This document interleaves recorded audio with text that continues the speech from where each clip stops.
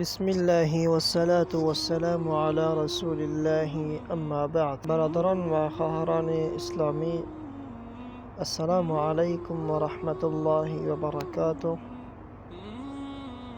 به توفیق و رضاه الله جل جلاله به درس امروزی خودمان، درس 26 ابتدا میکنیم که حل تمرینات است.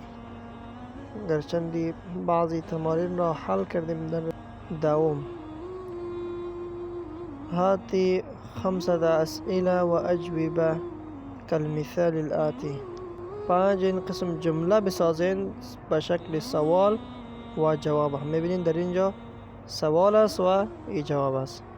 مثلا عندك قلم؟ آیا پیش تو قلم است؟ قلم داری؟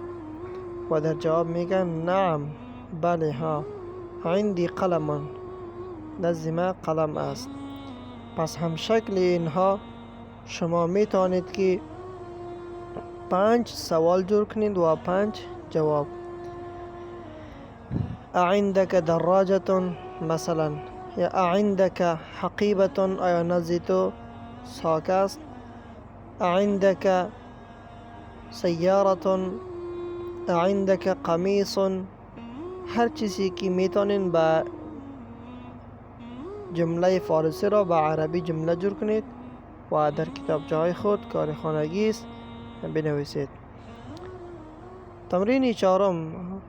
هاتی 5 اسئله و اجوبه کالمثال الآتی. 5 این قسم مثال بیارین. میگه سوال و جواب، یعنی سوالا و جوابا 5 مثال بیارین مانندی جمله‌ای که در تحت ببینین همون شکل بالاست.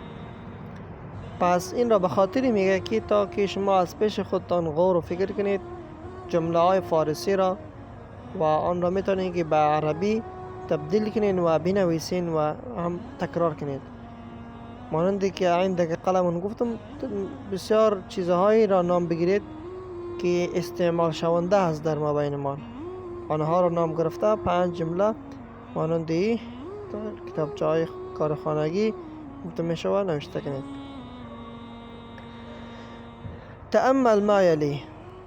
میگه غور کنید در زیر آنچه که در زیر میاد، میگه در اینا غور کنید. مثلا که بیتون، بیتی، بیتوکا، بیتوهو، بیتوها. در اینجا 3 چیز را بیان میکنه. یکی صیغه مخاطب، ضمیر مخاطب و ضمیر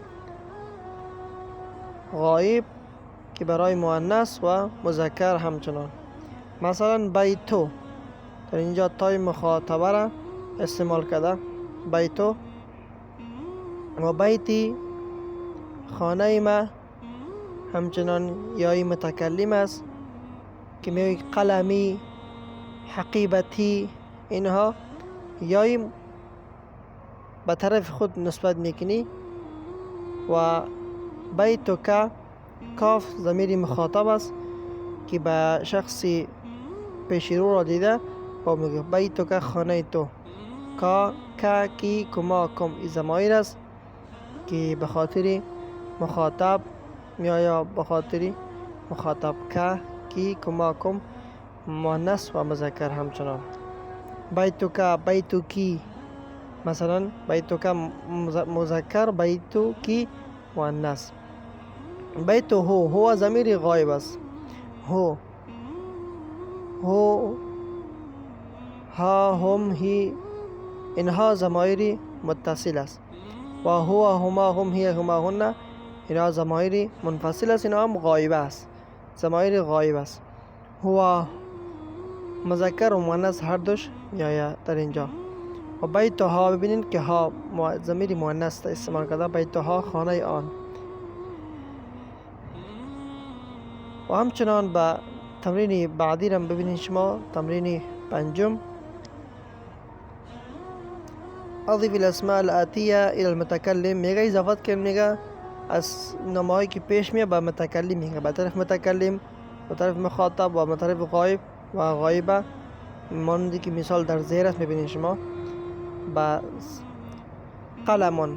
مثلا قلم، هذا قلمي إن قلمي ماس، هذا قلمك إن قلمي توس، هذا قلمه إن قلمي آنست غایب، هذا قلمها إن قلمي آنست.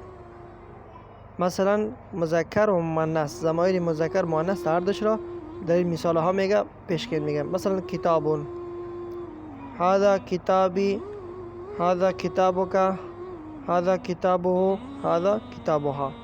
هم شکل اینها تمامش را در این جمله تحت میتونید در کتابچه خود بنویسید.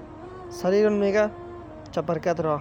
اسم نام، مندیل دستمال، ابن بچه، سیارت موتر، مفتاح کلید، ید دست. پس میتونید که شما این تمام مثال ها را در پیش در کتابچه های خود نوشته کنید. سریرون، هذا سریری، یای متکلم میتونید به طرف خود نسبت بگیرید. هذا سریرک، هذا سریره، هذا سریرها. هم شکل اینها تمام اینها را در این صفحه نوشته میکنید. و بالله توفیق. باقی تمایل را در درس بعدی انشالله بیان میکنیم. السلام علیکم و رحمت الله.